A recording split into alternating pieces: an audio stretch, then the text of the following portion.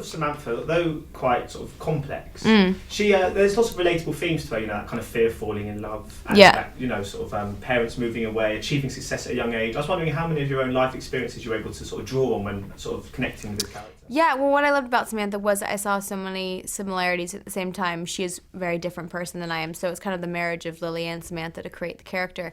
But her relationship with her dad, you know, he's a famous writer and she wants to go into the same world, but she wants to do so on her own terms and in her own way.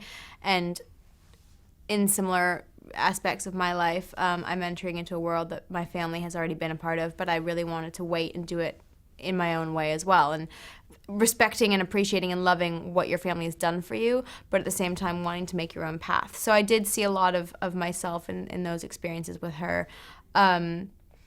But she is, you know, she's very outgoing and promiscuous and cynical and all those things that I thought would be really fun to play, and insert bits of Lily in there and play around with my own character as Lily and see where it went with Samantha. So it really was a mixture of the two, for sure. And was it quite difficult, sort of, as an actor in this film, to find that kind of balance between comedy and tragedy? Because this film, it must be quite tough to kind of, some scenes are quite funny and some scenes are actually quite tragic as well. Yeah, I think that's one of the most interesting things to watch in somebody is like when they're on the brink of crying but don't cry, you know. And I think it's the same with comedy and drama. It's in those moments where things are so dramatic or so upsetting, it's that small moment of you're on the brink of saying something funny and you say it not knowing that it's funny, and maybe it gets a laugh, but it's a moment of like relief or lightness.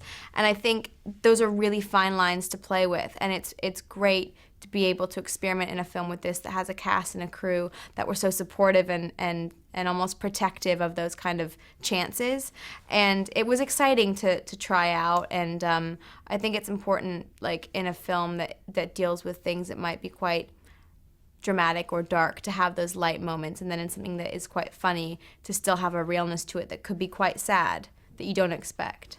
And you have a great chemistry in the film with Greg Kinnear. He's lovely. I was just wondering, you know, because obviously you started with him again in the English team. What was, as far as on-screen dads go, how does he compare? I think everyone needs to have him play their dad in something, because he's just like, he gives it to you straight. He isn't afraid to like say something to you, and yet at the same time he's very protective. Like, I remember talking to him about something on set, and months later at the premiere he was like, so remember when you were telling me about that, like, how is it? And I was like, wow, you really remembered. And he's such an awesome human being, and he's so talented. He's so specific with his choices, and it was really interesting to watch him. And of course, the character of Samantha is a writer. I was wondering if you read much yourself, and if so, if you've got a favourite novel or book. I'm kind of all over the map when it comes to favourite books. I've always been a Jane Austen fan, just because I love British literature. So like Pride and Prejudice has always been a favourite book of mine. But then I also love fantasy, and I was like the biggest Harry Potter fan. So I'm kind of all over the map. As of lately, I haven't had that much time to read books, other than it seems to be the films I've been doing stem from books. So it's reading the original books and the screenplay. But I've always loved reading, and I love having an actual book as opposed to it being on like a device. I love holding them.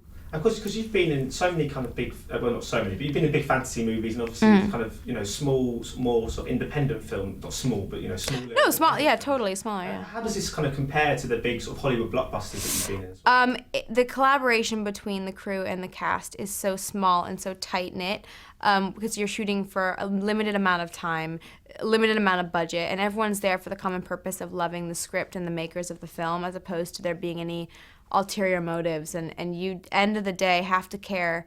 You have to not care if anyone sees the movie. It's the experience you're getting filming it and the joy that you're getting out of every day.